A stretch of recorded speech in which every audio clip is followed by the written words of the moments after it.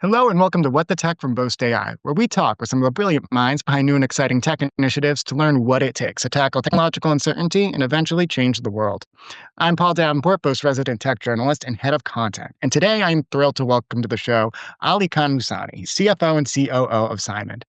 Ali brings more than 20 years of award-winning leadership experience to his role at Symend, where his leadership goes well beyond operations and finance, giving him unique insight into Symend's solutions architecture at large. Ali is also helping steer Symend's product and engineering roadmap, ensuring all solutions align with key client priorities to ensure that maximum value is delivered. Along with his wide-ranging leadership at Symend, Ali is a force in the Alberta business and tech ecosystem, having played a critical role at multiple energy businesses and industry groups, supporting companies throughout the region. All to say, he's got his finger on the pulse of what it takes to build and finance a successful Canadian business, and an innovative mindset that's geared toward helping develop world-changing technology. All to say, I can't wait to pick his brain. So, without further ado, welcome to the show, Ali. Thank you. Nice to be here. I'm so pumped you could join me. So, to kick things off, I would love for you to tell our audience about yourself. How did you get into the space? What's been your innovation journey? And what sparked your, I want to say, entrepreneurial spirit? I know that you're in the CFO and COO title right now, but you definitely embody somebody who loves reaching outside of their comfort zone and building something. So, hit me with it. The entrepreneurial journey goes back quite some time. I actually moved to Alberta in the late 80s, early 90s with my family because my dad bought a business. And I was involved in that since I was a kid to the point where, you're working customer facing retail. And that is my first introduction into the entrepreneurial sort of window. And I really liked it. It's a very interesting perspective when you get to sit on the other side of the counter and try and solve somebody's problem. And I think you still take that into, every interaction and every experience that I have today. I went to U of C. I articled at an accounting firm here in town, and then took a controller position at a drilling company, which was one of my clients. But I would say that overall, even as I was going through school, the thing about accounting that kind of struck me was that, from an entrepreneurial perspective, everything goes through the bank account, right? So you ultimately can figure out what's going on with a company through the inflows and outflows. And if you have control over that, you have control over a lot of things. So that's basically the ability to control your destiny is through the cash. And so I always kind of took that and dovetailed with that with sort of a keen interest in the business. And then I spent my first 15 years, I would say, in oil and gas, and then, progressively senior positions, all the way up to and including like CFO of a few different companies.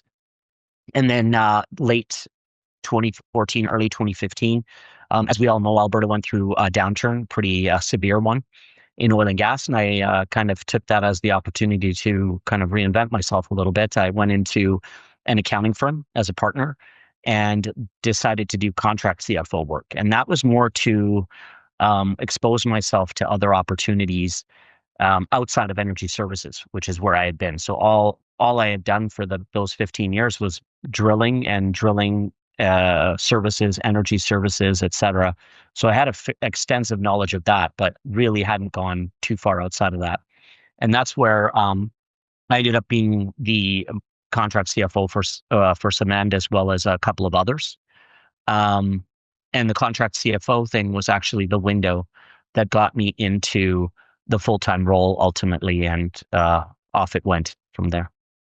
I love to hear it. So, a few things that you said I kind of want to pull back on too. So, first off, that your parents were a little bit of the inspiration too, and that's where you kind of got and inherited that entrepreneurial mindset. That has been the running theme of all the guests I've had on the show since we've restarted our new season this year. Thinking back to I was talking to my friend Tony. He works over in the CVC space. I can't name his business right now, but he had the same thing. His parents brought him in. He said, yeah, I'm a numbers guy. He went to school for accounting. I think he's a CPA right now. He's helping companies with their finance strategy, but he liked the actual problem solving of it all. And he had a very similar ethos to, like you said, behind the counter, actually helping people in real time solve solutions and like being an actual asset and resource for them. So that is really cool. And I love to hear that the folks in our network all kind of embody that. Nitty gritty of it all. I've said it a million times on this podcast. I was a bartender, and when I was in school, I've been working since I was 14. I love talking to people. So that's a lot of what I bring with me to my career here. So you get those skill sets early on and you take them with you throughout. And that is awesome to hear. The other thing about the perspective that you get when you're in accounting and looking at those accounts and looking at the numbers and looking at the data really to understand the success of the business. And again, taking the destiny of the business into your own hands when you can really understand what these numbers mean and how these numbers are communicated. Now, that leads me to my next question, which is a little bit more about Symend. So we know that you joined them starting off as a little bit of a consultant, if that's the way you would characterize it. Or if Yes. you want to clarify that even too, we can modify Yeah. that. Tell me a little bit about what's going on at Symend, what projects you've been involved in, and just what your journey has been to date, because I know you have a wide mandate now and probably didn't Well, start this wide. it started more traditional CFO. So it was, financial planning and analysis. So the FP&A function would have rolled up under me, the typical accounting function with a controller, which was, close the books every month, report the results. So you would have the forward-looking piece, which was forecasting, the backwards-looking piece, which was reporting, the audit, tax, compliance, treasury, banking, insurance. I also had legal roll up under me and IT, call it corporate IT, which is kind of really kind of the standard umbrella and not too much different there from anything I had done in the past. And then from there, it widened out to corporate security, which is our ISO compliance, our SOC 2, and then HR. So I picked up HR as well. That was a little bit later. And then I picked up delivery, which was effectively all of our customer facing outcomes. And so that involved, everything from solutions architecture to data and analytics. So in Symend's case, reporting on our results, to the client, like what did the numbers entail? So you can see there's some rhyme and reason to that. Thematically, it fits in with a numerical and process driven bent. So you could probably get that. And then also the head of behavioral science rolls up to me, which is a little bit harder to figure out, but that's still an interesting thing for me to talk to her every week and kind of get her take on the business. And so that always is a fascinating conversation in terms of how she looks at the problems and how we're trying to put them in a customer facing lens. So that's kind of all of the solution that we have and how we deliver that solution and how we put it in front of the customer. That's kind of, the newer part of my responsibility. And then from there, I picked up the product and engineering piece. And I'll caveat that by saying, clearly I didn't go to school for that per se. I'm not a software engineer, nor did I code, or I did some of that way back when. But I think the key thing there was not making architectural decisions on the basis of a platform. Like we're at a fork in the road and we need to decide how this thing is being put together, for lack of a better word, right? Hands on keyboard, here's the code base and the functionality, and here are the architectural decisions we're going to make. Not that way, but more the roadmap is kind of already set. We know what we're going to do. Our platform is already stable. It really becomes more about, again, execution, which was story points and sprints. And how does that dovetail with the work that needs to be done against the capacity we have? And are we delivering against that capacity? And then how is that all finally making its way to client-based outcomes, which puts me as delivery over here, the customer for what engineering produces over here. So thematically, it just becomes unified under one umbrella. So it makes a bit of sense when you zoom out, but it doesn't make a lot of sense when you just say, like, how is this accountant running all of this delivery and technology and all the rest of it? But it's not really that way. It's a little more like, with a customer lens on it, are the things that we're doing in engineering and product actually feeding back to the things we need to deliver to the customer? Yeah, absolutely. And actually, it sounds like a natural fit when you frame it through the lens that you did with all of that, because again, you already have that analytical mindset. You already have the ability to look at data and start making sense of all of it. And that's a lot of what you need to deliver to the customers at Symend. Could you tell me a little bit about the customers who you guys do support over at Symend and some of the solutions that you help them achieve? Yes, I would say that the our first major customer was TELUS. And so we're really proud of that partnership. They continue to be a customer to today, and they've gone through 3, 4 renewal cycles. Um, I think what we were able to help them solve was something that probably seemed obvious, but is actually quite difficult. And that is when you have a lot of customers that go delinquent every month. And we're talking, in the case of any major telco or a bank, it's hundreds of thousands, if not millions. And we're not talking about Symend being a proxy for a collection agency because we're not. We don't collect money. We don't. It's not third party debt. What we are is a voice for TELUS or a bank or what have you, and we reach out to their customers on their behalf. So no one even knows that it's Symend. It's white labeled. And so everything that goes out to the customer, TELUS has to approve, or a bank has to approve, or another telco. It's in their voice, their brand, their colors. And so it's as if they're reaching out to their own. And in that, you have a period of time in which a customer is late on making their payment, but they're not in collections. So if that's, day 31, the bill was due and it didn't get paid, what happens between the 31st day and the 90th day where it goes to a collection agency? That's the area that we focus on. And we try to engage with the customer, um, our client's customer, I should say. So TELUS is the ultimate customer, to get them to at least tell us what's wrong. So, and that's being done via our behavioral scientists and the journeys that they create. So it's about getting the right message to the right person at the right time using the right channel. And that's a very tricky thing to do because each individual is, their own person. And so something that works with one person doesn't work with another. And, you can segment them in different ways and you can try different things. So we now have 7 years of data where, and hundreds of millions of people cured, et cetera, that have gone through the platform. You kind of get now a view as to what works, why it works, et cetera, and you can come at it from a much more informed view. And you can also say to somebody like TELUS, how do you treat somebody who has been with you for 3 months versus 3 years? And is there a difference in the messaging and things like that? So, and there should be, but it's really difficult to do at scale because, if you had to generate all these by hand every month and think about this, that's not something that's their core business. It's our core business. And so we were able to show them, and we've done this subsequently with a bunch of others. But you need somebody to give you a break. And they definitely gave us our first break.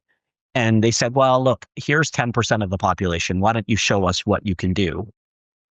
And we were able to show them that, look, what Symend does, we will collect more money than your champion. We will collect it sooner and we'll reduce your operating expenses because people won't call in as much, right? It's because they can self-serve. They click a link, they say, I paid, or I can pay a little bit, or I need a payment plan, or have somebody call me. So you don't have to deal with this inbound calling, which actually reduces costs. And then the fourth piece of value was the experience is better. So people don't churn. And so they don't get fed up and then just pay the bill and leave. Or don't pay the bill and just leave. And so we can show that, somebody that received this Symend treatment, once we track them for a little bit longer, they would stay on with TELUS, call it 2 years longer than somebody who didn't. And so you could add that to the total value of what you were delivering as a solution. And so then it became quite compelling. And then obviously from there, they acted as a referral to some of our other telco clients. And then from there, we went into the banks.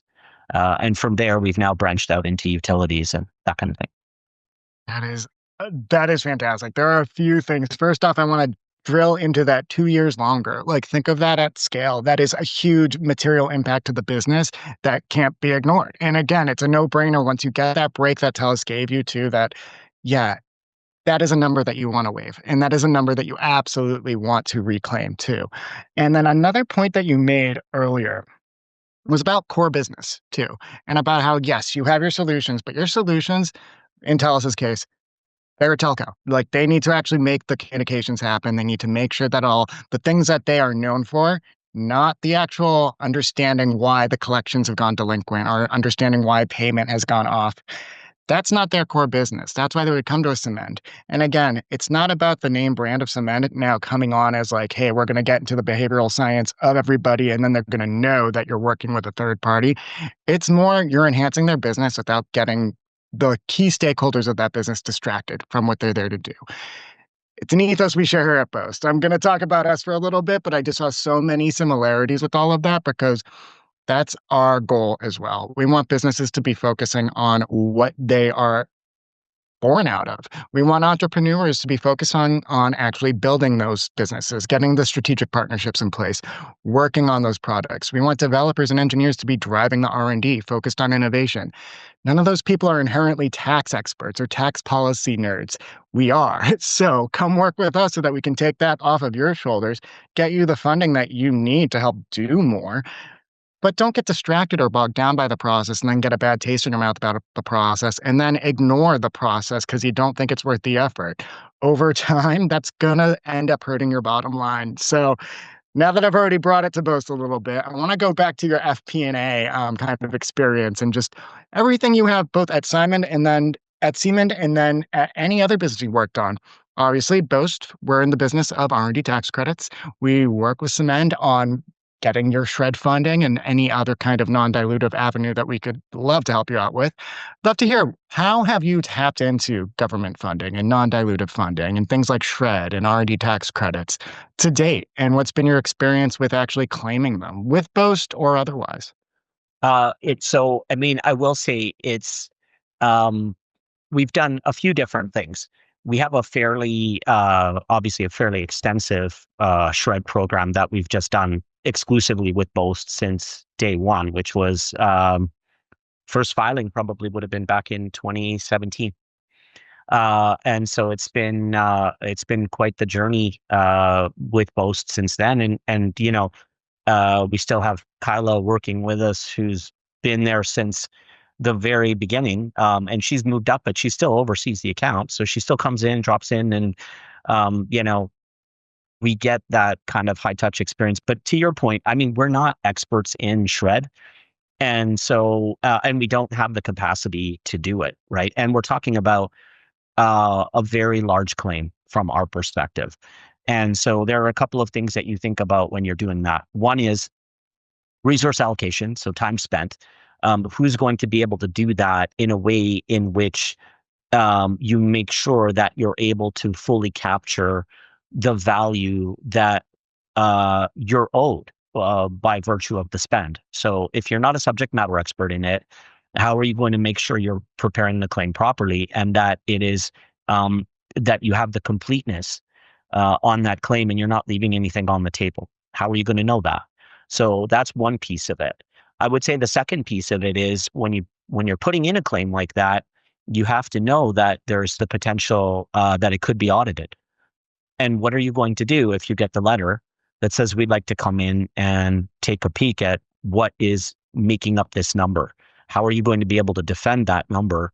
And do you have a strategy, and how comfortable are you with the way that it's been filed, especially if you are not in that space? So what's the risk on the claim ultimately? And so I think you have to think about it from those two aspects. And from my perspective, I would say that in the case of Boast, we've actually gone through two government audits, so two CRA audits, where they've come in and beat out the claim. And the thing is you really have to be prepared for something like that. So we put together a strategy and a plan. We sit down, we go through where the potential soft spots are in the claim. We make sure we prepare our response accordingly, that we know where they could go, but and then we get Boast to pressure test it with other audits that they've been through.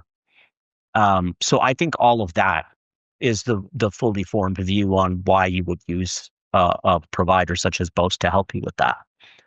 We also do IRAP. We also do the government's internship program. So we have like 17 interns and we get part funding against their salaries. And that's been a huge win for Symend. I mean, when you get these, you know, students and our young developers in, and we've got them across the business.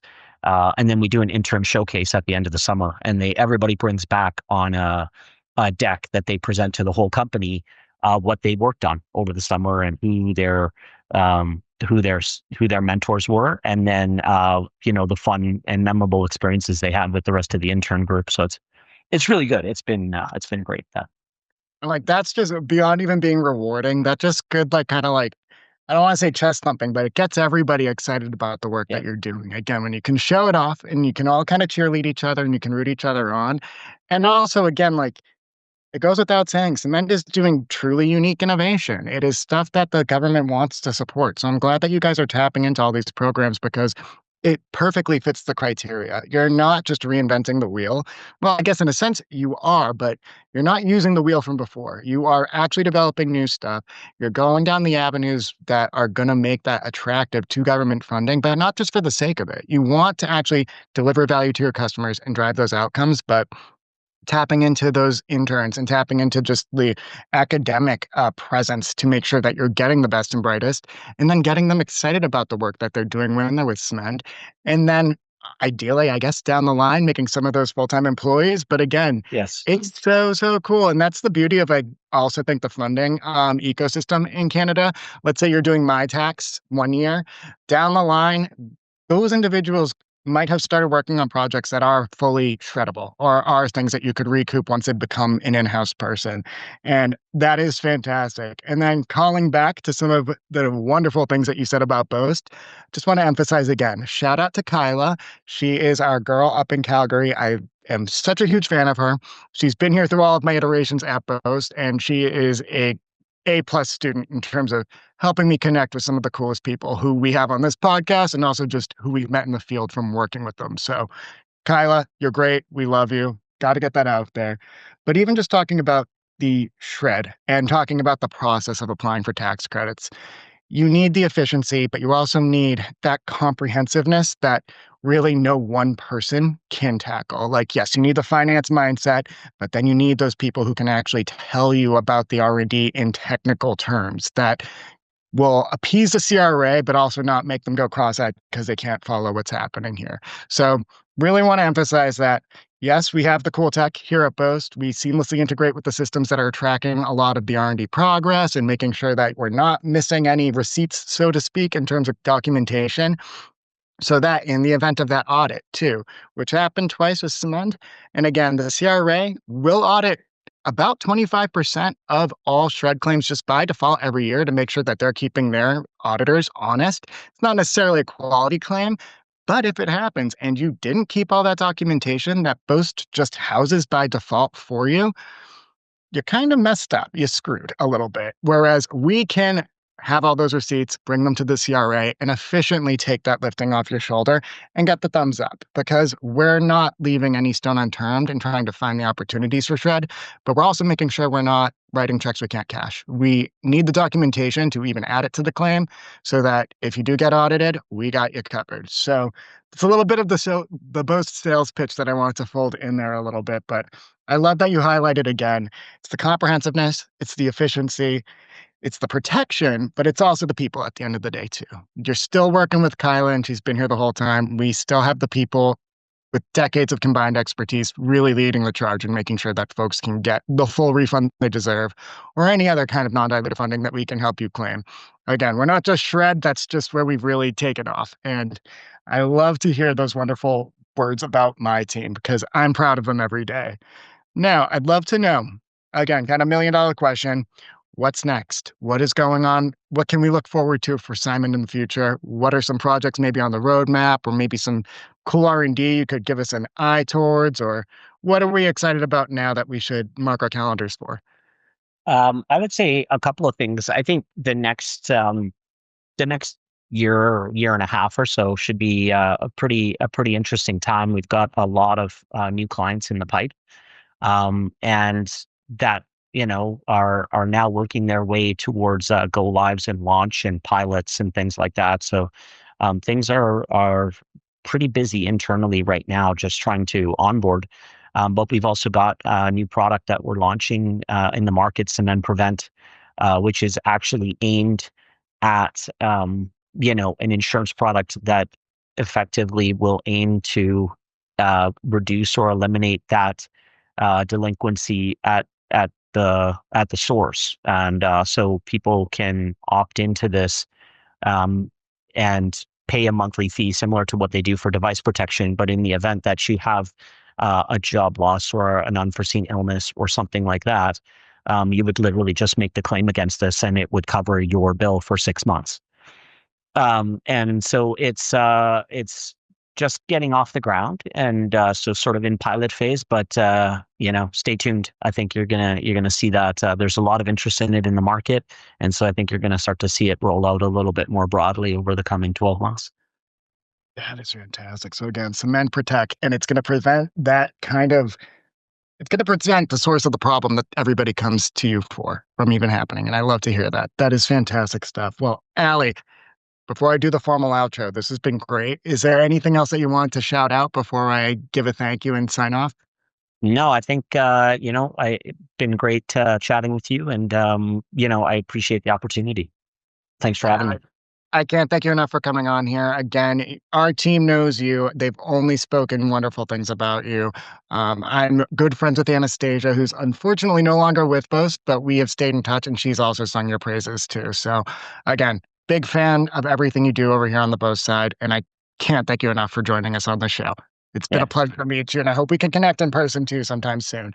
I got Calgary on my roadmap to go say hi to Kyla actually in a few months. So, let me know when see you're what can here. happen. Love it. I can't thank you enough for jumping on. No, appreciate it. Thanks again. You got it. All right. Talk Okay, soon. take care.